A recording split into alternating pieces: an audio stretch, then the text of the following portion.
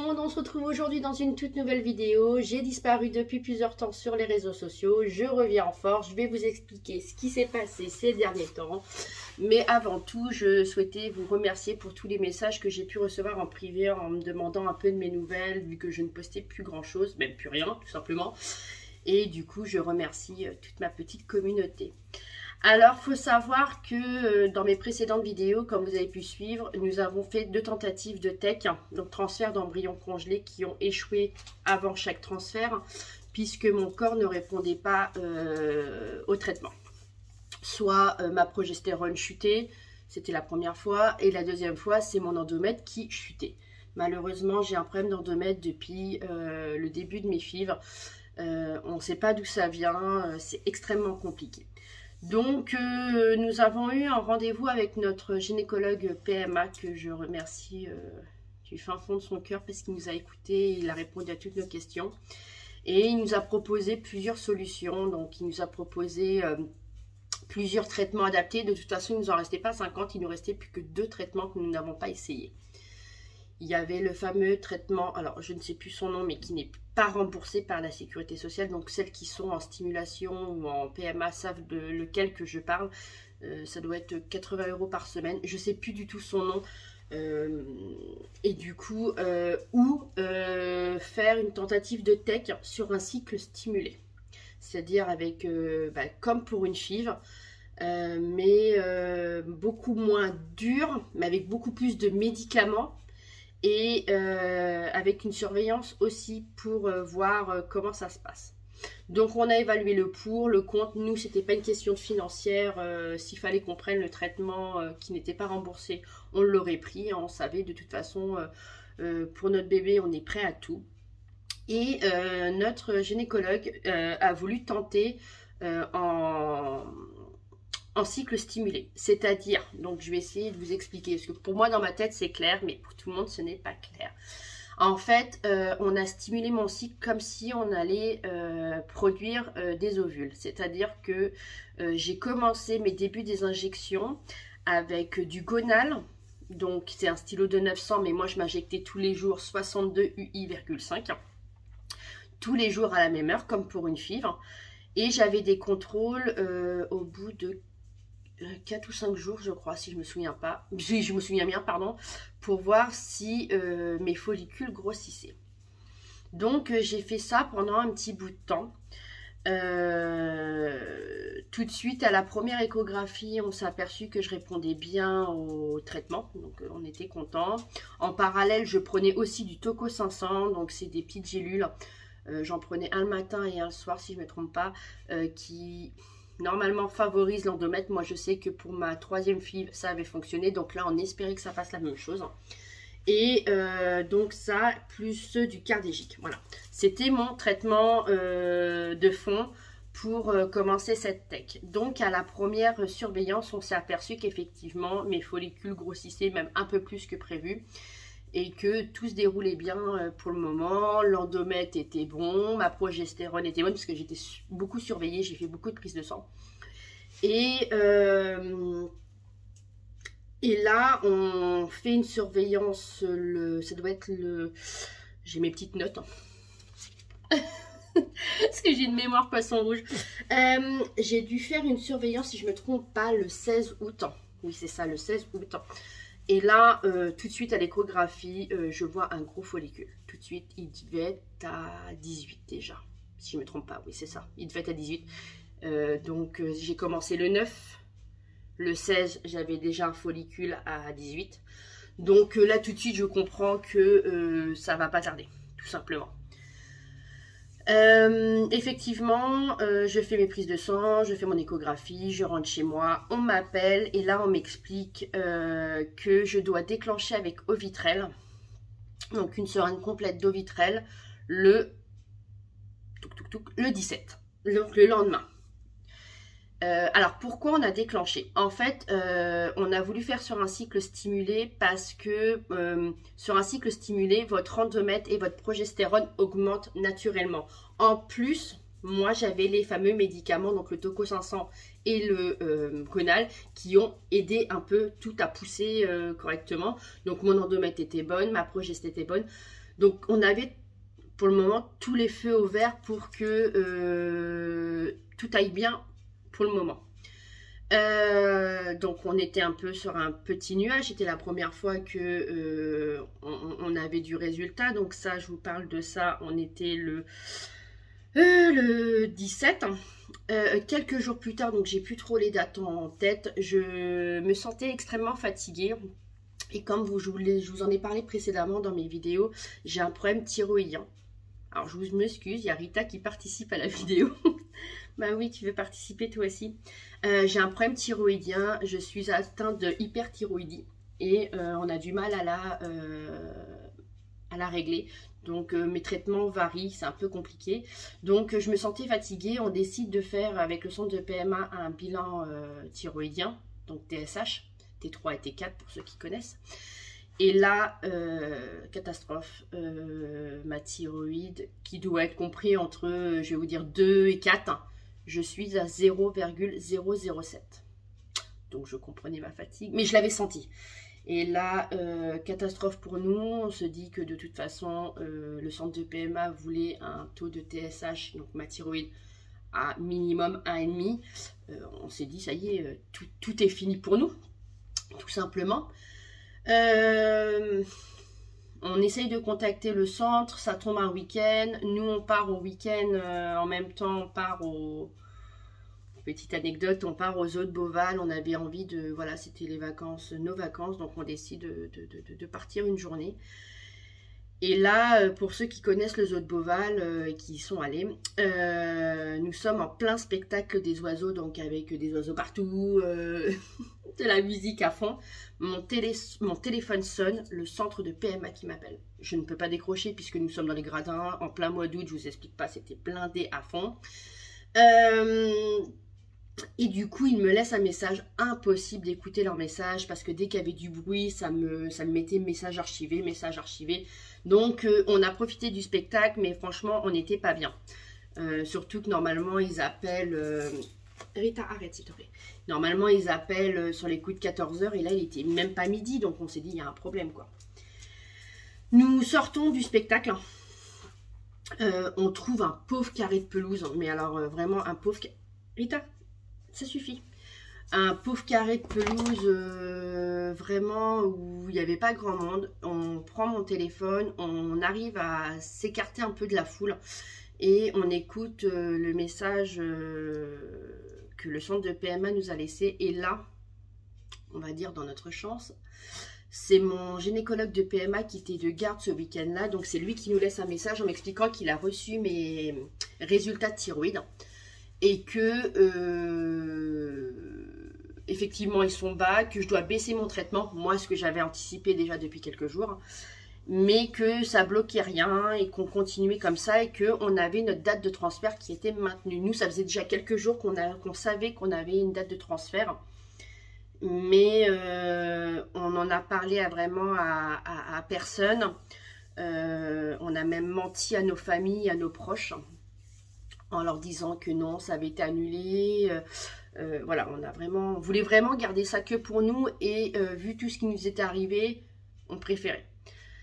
Donc, du coup, le 23 août, au matin, nous avons un appel du biologiste qui nous demande toujours si on souhaite décongeler un blastocyste J5, donc c'est-à-dire que notre embryon avait été à J5, si on était toujours d'accord, si on n'avait pas de symptômes du Covid. Donc nous, on avait anticipé ce matin-là, on avait des autotests à la maison, donc on avait fait un autotest, vu qu'on avait été au zoo quelques jours avant. On avait préféré vraiment mettre toutes nos chances de côté, donc voilà, on lui explique que non, nous n'avons pas le Covid, que nous sommes toujours d'accord, donc tous les deux oralement au téléphone, on lui explique que ça évite qu'il appelle monsieur alors que monsieur était à côté de moi en vacances, quoi. Et donc il nous dit ok, il nous dit voilà, nous allons procéder à la décongélation cet après-midi et on vous rappelle demain matin pour savoir si la décongélation s'est bien passée. Si malheureusement ça s'est mal passé, votre transfert sera repoussé d'une journée puisqu'il faudra décongeler un J5 à nouveau.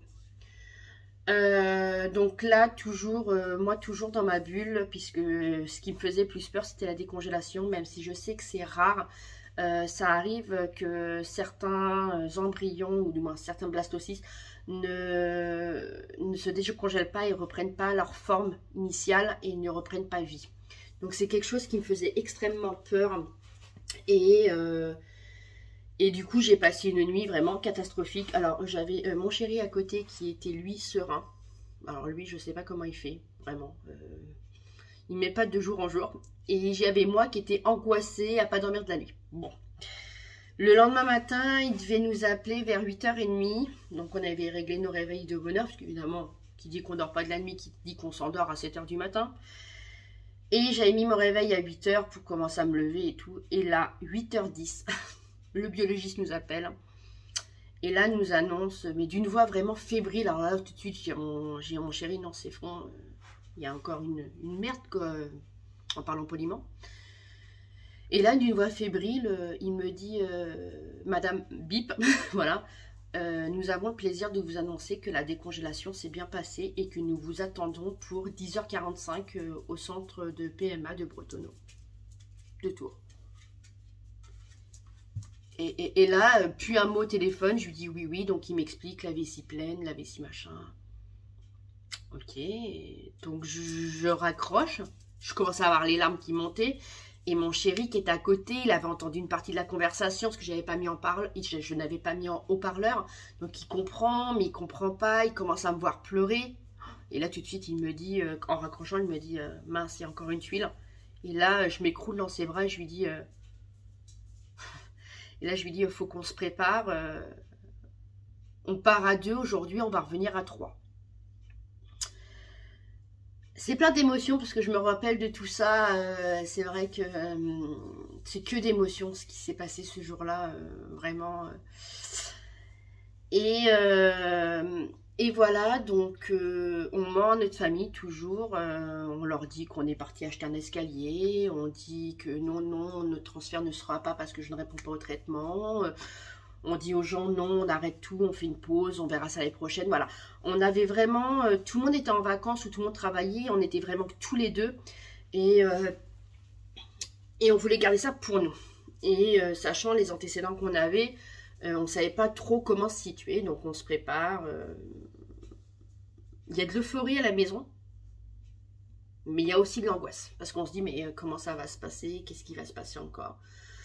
On arrive au centre de PMA et on est pris quasiment tout de suite. Donc ils nous prennent la température, ils nous posent des questions Covid, évidemment obligatoires. Ils nous prennent nos cartes d'identité, donc évidemment pour ceux qui connaissent, nom, prénom et date de naissance. Et nous, alors je ne sais plus comment ça s'appelle, mais nous, dans notre centre de PMA, nous avons aussi une carte magnétique avec toutes nos données à nous deux et les données de notre embryon. C'est-à-dire qu'ils scannent la carte et évidemment, ça sort le bon échantillon de l'embryon. Donc il nous explique, on signe les consentements. Donc le premier à signer les consentements, ce n'est pas moi, c'est monsieur. Il était tellement pressé que c'est lui qui signe les consentements. Donc j'ai fait plusieurs photos. Donc il me réexplique encore ce qui va se passer. Donc vu que pour nous c'est la deuxième fois, on sait un peu ce qui va se passer. Donc on s'assoit. Donc l'équipe médicale arrive. On est 1, 2, 3, 4. On est 5. En nous comptant nous, on est 5 dans la salle. Et la biologiste qui est derrière une espèce de vitre. En fait c'est un carré qu'il y a dans le mur, avec une porte exprès, isotherme, et avec une vitre, donc le biologiste était derrière. Donc on le voit juste casqué, voilà. On fait juste des coucous comme ça. Et donc, je m'allonge en position gynécologique, ça se passe vite, très vite même. Il me nettoie un peu parce que j'avais introduit les ovules de progestérone depuis quelques jours. Donc, bon, pour ceux qui connaissent les ovules de progestérone, nous avons toujours du résidu. Donc, il nettoie pour faciliter leurs outils. Et donc le transfert s'effectue, je reste allongée, une dizaine de minutes. Donc il nous laisse tous les deux, donc voilà. Donc on reste allongé, on discute, on parle, on réalise ce qui vient de se passer. Donc on réalise ce qui vient de se passer et tout. Et je me relève, je me rhabille. Et au moment où je passe à côté de l'appareil d'échographie, je vois une vidéo. Donc je regarde la vidéo. Et je vois en haut de la vidéo mon nom, mon prénom et ma date de naissance. Et je dis à mon chéri, regarde, c'est la vidéo du transfert. Il me dit non. Donc du coup on regarde, donc on s'arrête au moins. On a regardé au moins la vidéo au moins 10 minutes, mais en boucle. En fait on l'a regardé en boucle. Et mon chéri avait du mal à comprendre ce qu'on voyait sur la vidéo. Et moi tout de suite, bah voilà, je comprends. Je lui dis, bah là, regarde, on voit le cathéter arriver. Regarde la petite éclair, là c'est l'embryon qui arrive. Donc on a la chance d'avoir une photo, entre guillemets, que j'ai dans mon téléphone, puisque j'ai fait une capture d'écran du coup de la vidéo. Parce que j'ai la vidéo dans mon téléphone, mais j'ai fait une capture avec mon téléphone de notre embryon au premier jour de son transfert en fait.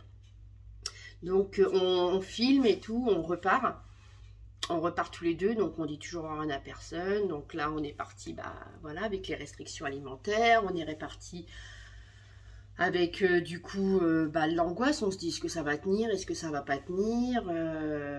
Je reprends le travail et ma prise de sang devait être effectuée le 31 août. Donc je m'arrange avec mon employeur pour venir un peu plus tard. Je fais ma prise de sang, mais je connaissais déjà le résultat. Déjà depuis quelques jours, on connaissait déjà le résultat parce que j'avais fait des tests, voilà, on connaissait le résultat. Donc, mais voilà, ça reste que des tests bandelettes, on n'est jamais sûr de rien tant que la prise de sang n'était pas faite. Pour moi, je savais pas. Et je fais ma prise de sang très tôt le matin et les résultats me disent oui, bon, dans 1 heure et demie, vous les avez. Et donc je retourne au boulot. Pourtant, il y avait du monde ce jour-là au boulot, donc mon employeur m'autorise à avoir mon téléphone sur moi. Il savait que j'attendais mes résultats de prise de sang. Et là, interminable. Les résultats, vraiment interminables. J'ai eu les résultats à ma pause de 11 h. Donc mes collègues viennent manger avec moi, bref. J'ouvre mon mail, je vois que j'ai mes résultats, donc je vais tout de suite sur mes résultats, parce que moi je les ai en ligne. Et là je m'effondre en larmes, et là mes collègues ne comprennent pas, ils se jettent sur moi, parce qu'ils savaient que j'attendais ma prise de sang. Et ils se jettent sur moi, et tout de suite ils me réconfortent. Et là je les regarde, les yeux tout humides et en pleurs, et je leur dis, faut que je m'écarte, je reviens, faut que je m'écarte.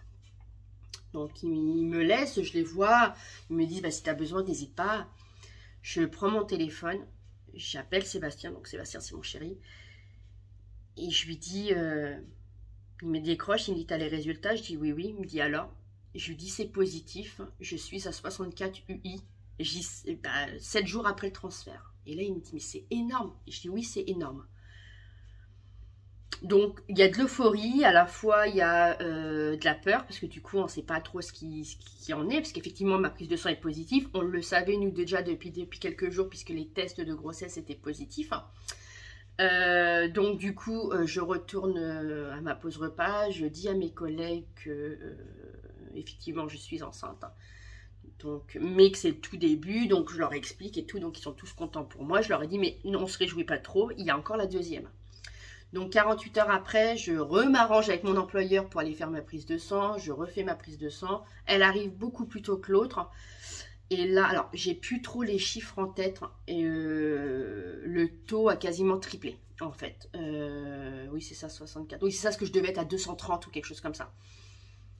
Donc, pour nous, dans notre tête, c'est une explosion de joie. Donc toujours, mon employeur a été au courant tout de suite de ma grossesse, tout de suite. J'ai pas voulu attendre parce que je fais un métier assez physique et je voulais prendre aucun risque, sachant que j'avais déjà vécu une fausse couche au mois de mars. Je voulais prendre aucun risque, donc ils étaient au courant, ils ont pris soin de moi et tout. Et j'appelle les sages-femmes nous félicitent, me disent ok c'est super et tout va bien, tout est nickel. Maintenant, il faut attendre 1 semaine. Et dans 1 semaine, vous refaites une prise de sang et en fonction du taux, on avisera. Je peux vous jurer que cette semaine a été très longue. Voilà. Entre-temps, on a eu les 20 ans de ma petite sœur, donc je me suis pas cachée, mais j'ai pas bu d'apéritif, je n'ai pas mangé de saucisson. Il faut savoir que nous sommes une famille où apéritif est égal saucisson. Voilà. Donc j'ai bien fait attention que les gens me voient pas trop ne pas manger tel ou tel produit. Donc j'ai fait attention. Malgré tout, j'ai quelques membres de ma famille qui ont eu des doutes parce qu'ils se sont dit mais c'est bizarre, Adeline elle tourne au coca. Bref. Donc une semaine après ça, on a fait la prise de sang et la prise de sang est revenue à 2612. Donc un exploit, vraiment un exploit. Et là, donc les sages-femmes me disent, bah ça y est, votre grossesse est partie, tout se passe bien. Vous pouvez prendre rendez-vous pour une échographie de datation et voilà quoi. Pour nous, notre parcours s'arrête là avec nous, mais par contre, tenez-nous au courant. Je continue à travailler et un soir, du moins un samedi en fin d'après-midi, grosse frayeur, je vais aux toilettes et je m'aperçois que je perds un peu de perte marron. Mais pas grand-chose, mais dans ma tête, ça fait qu'un tour. On était chez des amis. Grosse panique, je dis à mon chéri, il faut qu'on parte tout de suite, je perds du sang, on part. Sauf qu'on était à l'autre bout de l'Indre-et-Loire. Et là, c'est moi qui prends la voiture et j'appelle les urgences. Les urgences, elles me disent oui, bah venez tout de suite. Bah, je leur ai dit attendez, je fais la route, j'arrive quoi. Donc on arrive, évidemment, toujours cas Covid, protocole Covid. Mon chéri n'a pas pu rentrer, donc il est resté dans la voiture 2h30, ouais c'est ça. Et donc j'arrive là-bas, déjà quasiment plus rien. Plus de traces, plus... mais ça coulait pas en fait, ça se voyait que quand je m'essuyais, donc on ne comprenait pas. Donc tout de suite, elles me disent, on va voir ce qui se passe, on va vous faire une échographie. Donc j'étais pleine d'angoisse, je ne savais pas à quoi m'attendre puisque j'avais déjà vécu ça au mois de mars et on n'avait rien vu. Et là j'étais à 6 semaines et 4 jours si je ne me trompe pas. Donc c'était très très tôt, hein. Franchement je me suis dit allez c'est bon c'est reparti, on recommence quoi, on refait la même, on recommence qu'au mois de mars quoi. Et elle me met l'écran, elle me tourne l'écran et là je vois ma poche, donc la poche Vitaline, et au milieu de la poche je vois un embryon. Et au-dessus de l'embryon, pour celles qui ont déjà eu des grossesses et qui ont fait des échos, elles vont comprendre de quoi je parle. Au-dessus de l'embryon, je vois un petit point clignoter. Sans le son, en fait, j'avais pas de son. Elles n'avaient pas de son sur leur appareil. Et tout de suite, je comprends. Et tout de suite, je leur dis, c'est mon bébé et c'est son cœur. Elles me disent, oui, c'est votre bébé, c'est votre cœur. Tout va bien. Donc, elles m'examinent. Elles me disent, bah, je pense que c'est votre col qui a travaillé.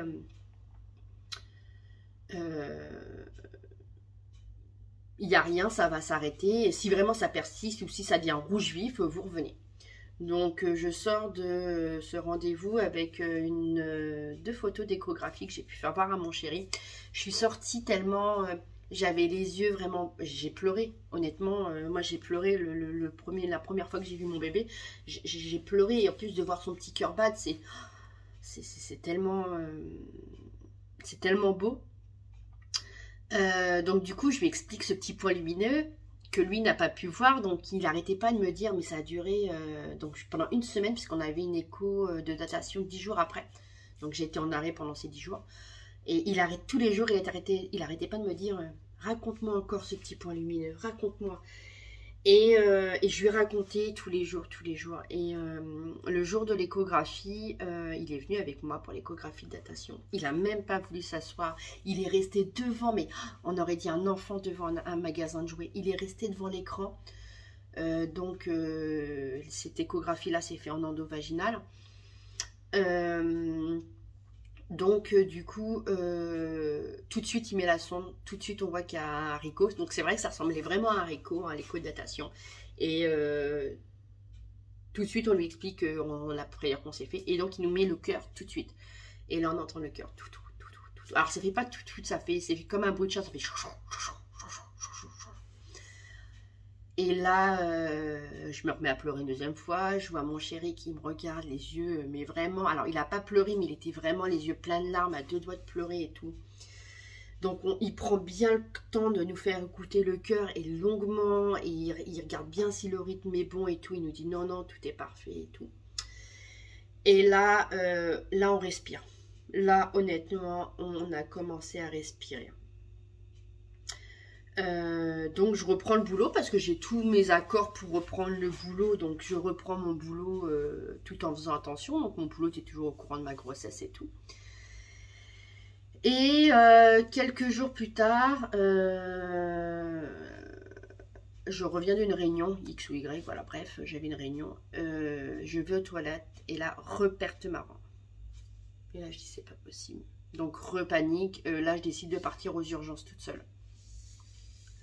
Là, je suis toute seule, donc même dans les box, il n'y a personne d'autre. Donc, ils me prennent très, très rapidement. Je leur explique le cas. Donc, elles me disent, attendez, on va vous faire une écho, on va vous ausculter tout de suite.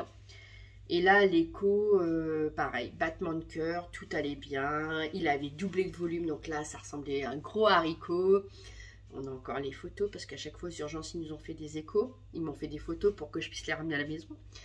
Et du coup, ils m'ont expliqué qu'en fait, c'est mon col qui avait travaillé.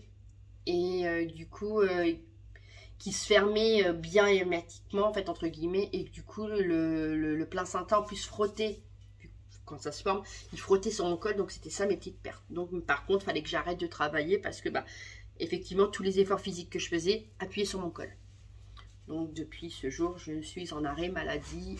Voilà. Parce que, voilà, ce bébé a décidé de s'accrocher comme nous, on s'est accroché à lui. Au jour d'aujourd'hui, donc ça, je vous en referai une prochaine vidéo. Dans quelques jours, j'arrive dans mon 4e mois. Voilà. Je vais attaquer mon 4e mois. Donc, tout va bien. Mais ça, je vous en ferai une autre vidéo plus tard pour vous parler de ma grossesse, du coup, plus en détail des symptômes, de mon ressenti, de tout ce qui va et ce qui ne va pas. Parce qu'évidemment, les joies de la grossesse, il n'y a pas que du positif. Mais du coup, je voulais vous faire cette vidéo-là, pardon, pour vous expliquer que... comment je vais pouvoir vous dire ça? J'ai voulu baisser les bras des dizaines de fois, j'ai voulu tout arrêter des dizaines de fois, et j'ai la chance d'avoir mon chéri qui m'a soutenue et qui m'a dit non, on ne peut pas baisser les bras, on en a tellement fait, t'imagines, si on arrête tout, va falloir tout qu'on recommence. Il m'a porté à bout de bras comme jamais il m'a porté à bout de bras, et rien que pour ça, je le remercie, et ce bébé, c'est un cadeau du ciel pour nous. Et je voulais dire à toutes les femmes qui sont en protocole, qui vivent ce qu'on a vécu, qui vivent les échecs et qui perdent espoir, j'ai envie de vous dire, continuez de vous battre. Ne perdez pas espoir et ayez confiance en vous parce que vous allez y arriver. Alors, moi, quand on me disait « tu vas y arriver », souvent je disais aux personnes « mais tu es devin, tu sais ce qui va m'arriver dans l'avenir ?» Non, non. Donc moi, je vous dis que vous allez y arriver, mais je ne suis pas devin. C'est sûr. Mais en tout cas, vous allez y arriver dans le sens où vous allez découvrir une chose que vous n'avez pas en vous, ça s'appelle la force. La force, une force et du mental comme jamais vous avez eu dans votre vie personnelle ou professionnelle. C'est quelque chose que moi j'ai découvert au fond de moi, que je ne savais même pas qu'il existait. S'injecter tout ce qu'on s'injecte, prendre les médicaments qu'on prend tous les jours, et pour anecdote, j'en prends encore aujourd'hui, ce n'est pas anodin pour le corps, ce n'est vraiment pas anodin pour le corps. Je suis encore énormément de femmes qui sont en parcours PMA sur Instagram, et ça me fait tellement de peine quand je vois leurs échecs ou je vois que c'est annulé parce que je suis passée par là.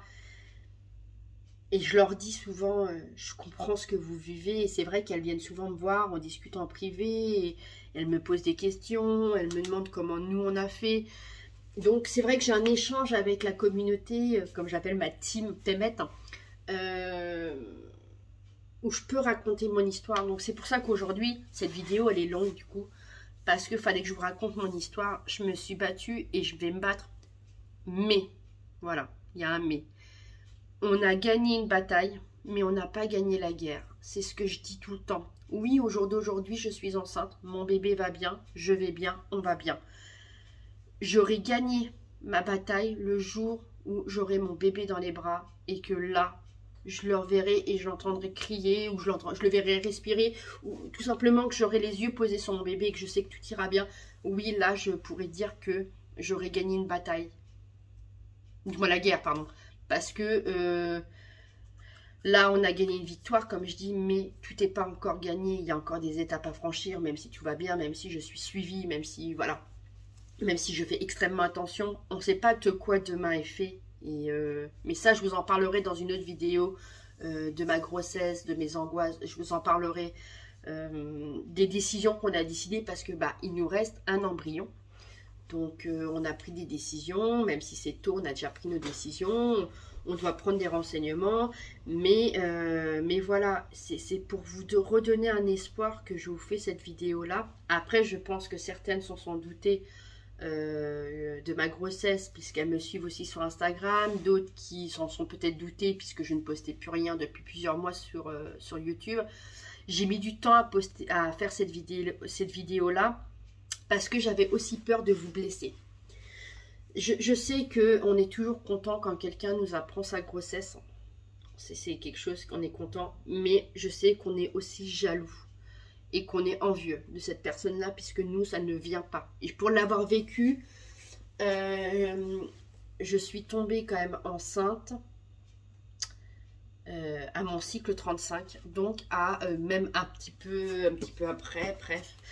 Je suis même plus de cycle, parce que moi, c'était un peu, voilà, chaotique. Pour vous la faire court, à une semaine près, ça aurait fait 3 ans que j'avais arrêté la pilule. Donc c'était long et toutes les personnes qui m'annonçaient une grossesse, moi j'étais super contente pour eux, vraiment. Mais derrière je me disais mais ouais mais moi j'en ai marre, j'étais jalouse et c'est normal d'être jalouse. Je sais que certaines vont être jalouses de moi et c'est tout à fait normal. Je sais que certaines vont vouloir se désabonner puisque je ne vais plus être en PMA, donc il y en a qui vont se désabonner et ça je le comprends tout à fait. Mais si elles ont des questions, qu'elles n'hésitent pas, puisque oui, mes prochaines vidéos vont être sur la grossesse, mais j'oublie pas d'où je viens. En fait, j'oublie pas le parcours du combattant qu'on a mené et que je mène encore aujourd'hui, puisque pour moi, comme je vous dis, je suis encore dans la guerre. Je suis encore dans la guerre, donc c'est pour ça que je vous ai fait cette vidéo aujourd'hui et je voulais vous remercier et vous faire de gros bisous en tout cas, puisque vous m'apportez du soutien tous les jours. Et j'espère que je vais pouvoir vous aider, moi, à répondre à certaines questions ou à vous redonner un peu de morale, de courage, comme certaines ont pu me donner sur leur chaîne YouTube. Et en tout cas, je vous remercie infiniment. J'ai pas de mots en fait pour vous parce que vous êtes vraiment tellement... vous êtes tellement parfaite avec moi que j'ai pas de mots. Donc en tout cas, je vous remercie infiniment. Je vous fais de gros bisous. Et je vous dis à très bientôt dans une prochaine vidéo. À bientôt.